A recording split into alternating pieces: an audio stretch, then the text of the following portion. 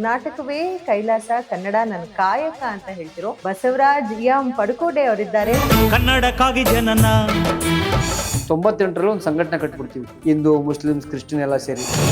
ಜಗವೇ ನಿನದು ಜಯಿಸೋ ನಾಯಕ. ಯಾರೇ ಆಗಲಿ ಕರ್ನಾಟಕದವ್ರಿಗೆ ಕೊಡ್ಬೇಕು ಕೆಲಸ ಅಂತೇಳಿ ಸತತ 3 ತಿಂಗಳ ಹೋರಾಟ ಮಾಡ್ತೀವಿ. ಎಲ್ಲರೂ ಕೆಂಪು ರಕ್ತದ ನನ್ನ ಮೇಲೆ ಕನ್ನಡದ ರಕ್ತ ಇದೆ. ಬ್ರಿಟಿಷರ ಕಾಲದಲ್ಲಿ ಹೋರಾಟ ಮಾಡಿದಂಥವ್ರು ಆ ವಂಶಸ್ಥರು ನಾನು. ಹಿಂದೆ ನಾರಾಯಣಗೌಡರು ಇದ್ರು, ನನ್ನ ಮುಂದೆ ಗುರಿ ಇತ್ತು.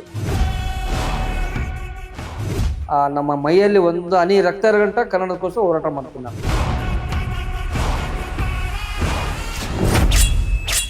ನಮ್ಮ ಕರ್ನಾಟಕ ಸೇನೆಯ ರಾಜ್ಯಾಧ್ಯಕ್ಷ ಬಸವರಾಜ ಎಂ ಪಡುಕೋಟೆ ಹೋರಾಟದ ರೋಚಕ ಸ್ಟೋರಿ ಗೇಮ್ ಚೇಂಜರ್ ವೀಕ್ಷಿಸಿ ನಾಳೆ ಸಂಜೆ 6:30ಕ್ಕೆ.